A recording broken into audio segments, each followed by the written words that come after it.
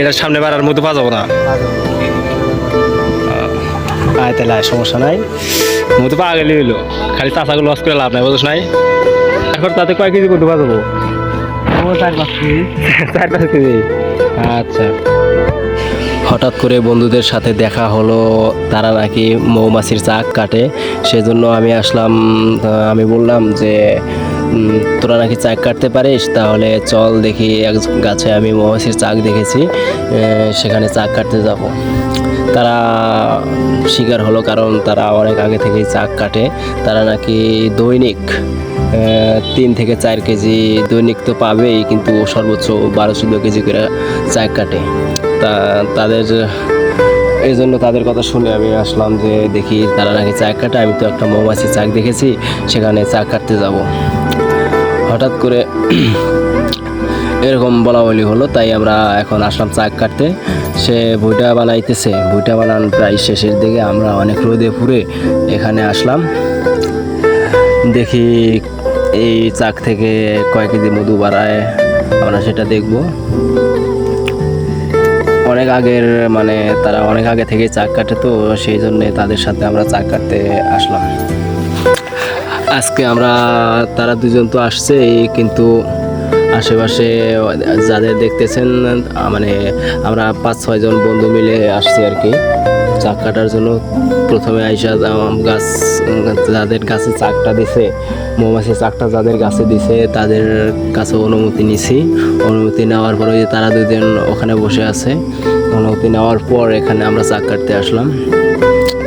আর এখানে নাকি এই যে মানে গাছের নিচে একটা সরিষার টাকার পালা আছে, সেই পালার ভিতরে নাকি সাপ আছে, সেটা আর কি দেখলো যে সাপ আছে কিনা। আমরা অনেক বন্ধু মিলে আজকে চাক কাটতে আসলাম, দেখি কীরকম মধু পাই। এখন যাইতেছে, যাওয়ার পর মানে গাছের দিকে যাইতেছে, এখন চাক কাটবে, দেখি কীভাবে গাছে ধরে। তাদের গাছ ধরার স্টাইল দেখে বলবেন যে তারা আসলেই অনেক চাক কাটতে মানে ভালো প্লেয়ার আর কি চাক কাটার মধ্যে। বালতি নিয়ে গেল, ভুঁইটা তো হাতে নিছে, ভুঁইটা উপরে যায় মনে হয় জ্বালাবে। আমি তো ভালো করে দেখি নাই, হয়তো ভুঁইটা উপরে নিয়ে জ্বালাবে, মানে খ্যার দিয়ে ভুঁইটা বানায় চাক কাটার সময়, সেটা এখন ম্যাচ দিয়ে জ্বালাবে। আর তাদের মুখে মেডিসিন বলতে ডিজেল চেনেন না, ডিজেল দিয়ে মানে ইয়া করে, ডিজেল মুখের ভিতরে নিয়ে চাকের মধ্যে মারার পর যেগুলো মৌমাছি আছে সেগুলো উড়ে যায়। তারা নাকি মানে অনেক মন্ত্র জানে, তাদের সুবিধা মতো আর কি চাক কাটে। একটা কামড় কুমড়ও খায় না, দেয় না, তারা ওইভাবেই চাক কাটে। দেখা যাক, গাছে উঠলো, ওঠার পর এখন আমার তো ভয় লাগতেছে এখানে থাকার জন্য। আমি গাছের নিচ থেকে ভিডিও করতেছি, আমার তো অনেক ভয় লাগতেছে যদি আমাকে একটা কামড় দেয়। এখন উঠছে, ওঠার পর ওই যে বোতলে দেখেন মেডিসিন, ওই মেডিসিন মানে ভুঁইটার মধ্যে দিবে, তাদের মুখে নিবে, নিয়ে চাক কাটবে। এর আগেও শুনেছিলাম যে স্কুলের ভিতরে অনেকটি মৌমাছির চাক একসাথে আসছিল, সেগুলো কাটছে। তারা অনেক পুরান প্লেয়ার, তো সেই জন্য মানে ভালোভাবে চাক কাটতে পারে, কামড় দেয় না। আমরা নিচে আসি, আমাদের সাহস দিয়ে গেছে যে কামড়াবে না, ওই জন্য আমরা নিচে আসি, অনেক সবাই মিলে নিচে বসে আছি। আমাদের উপর যারা ফুল দিচ্ছে, দেখা যাক সে কয় কেজি মধু কাটে। বারবার আগুন নিভে যাইতেছে, হয়তো বেশি বাতাসের কারণে আগুন নিভতেছে।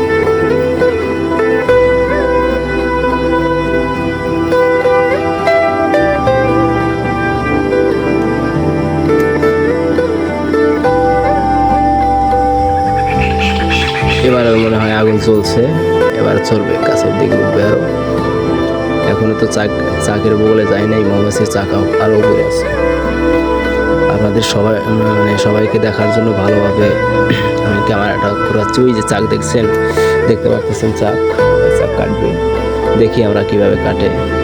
মানে ওদের বয়স অনেক কম, কিন্তু ওরা চাক কাটতে পারে, সাহস দেখে আমার অবাক লাগছে। দেখা যাক কি হয়।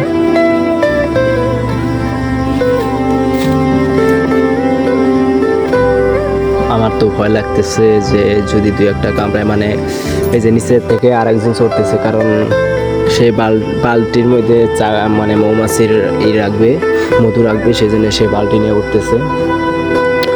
চাকটা বেশি একটা বড় না, কিন্তু মধু বের হতে পারে সন্দেহজনক, সেই জন্যই চড়ছে। দেখা যাক কি হয়।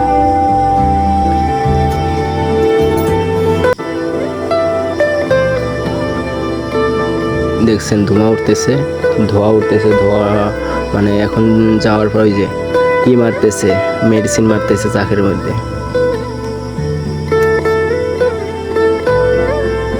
ওই দেখেন এই যে ধোঁয়ার মতো উড়ে যাচ্ছে মেডিসিন। এখন বল্লা সরে সরে যাবে। তারা নাকি এমন এমন মন্ত্র শিখছে যে অন্য কোথাও যদি লাল কাপড় যদি বেঁধে রাখে, সেখানে যেতে বলে মৌমাছি, মানে সেখানে যাবে। যদি আপনাদের ইনটেক কোনো মধু টধু লাগে, তাহলে আমাদের এই নাম্বারে যোগাযোগ করবেন, যে নাম্বার ডিসক্রিপশনে দিয়েছি সেই নাম্বারে যোগাযোগ করবেন, এবং কমেন্ট বক্সে বলবেন যে আমাদের ইনটেক মধু লাগবে।